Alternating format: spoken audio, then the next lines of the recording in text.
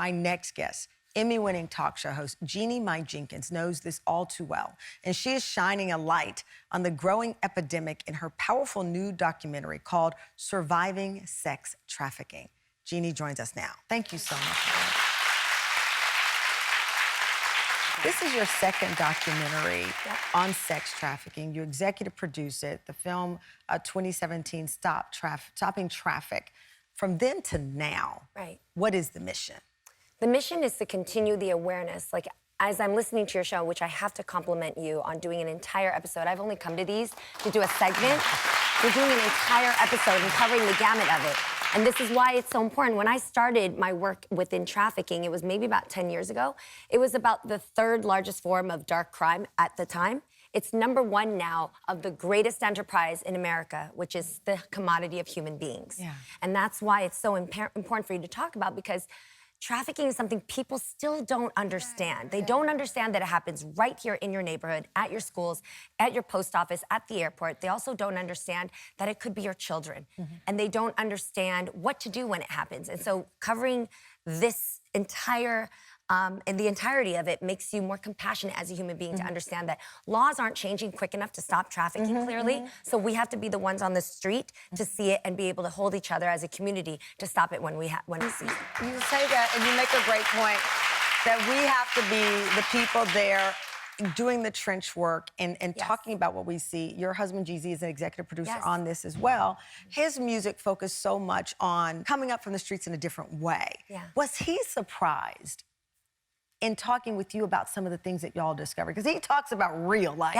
This is a real life that isn't talked about a lot. Absolutely.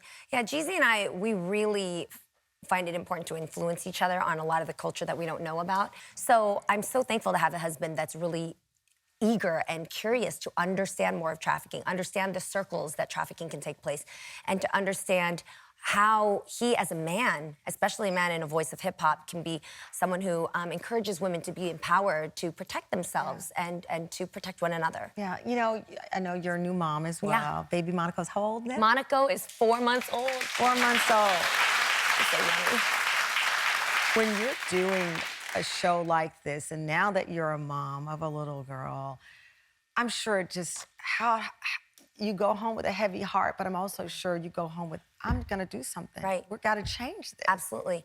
To be honest with you, I realized recently that I have been working and earning, becoming a mom since I was 16 years old, because I was sexually violated when I was 9, and that experience and finding my voice at 20 and 30, learning to stand up for myself, and by the time now I'm in my 40s, I have now learned what kind of communication and connection my daughter has to have with me to be able to come to mommy to talk about anything, ask me any questions. There's no wrong questions, and how we're gonna be open about what she is, what friends she's hanging out with, what curiosities she has, what she's surfing online.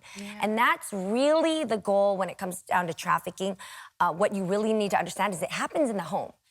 The majority of trafficked victims and survivors come from broken neighborhoods and broken households. People where households don't talk, moms and dads don't communicate or know how to connect with their child to see what their needs are. And so the more that you can really have that glue at home where your child feels that they can talk to you about anything, the less likely they're going to be trafficked. Your first documentary is that focused on the people fighting to end human trafficking. In the new doc, you put the focus on the survivors, the warriors. Let's take a look. The biggest question asked is, why didn't she just leave? They can't leave. There's either drugs, a $20,000 cocaine habit that's reeling them in, threaten their families. A lot of times when their pimp tells them, we will kill your family, they truly believe them, and they're trying to protect someone else. Even if they can run, where are they gonna go?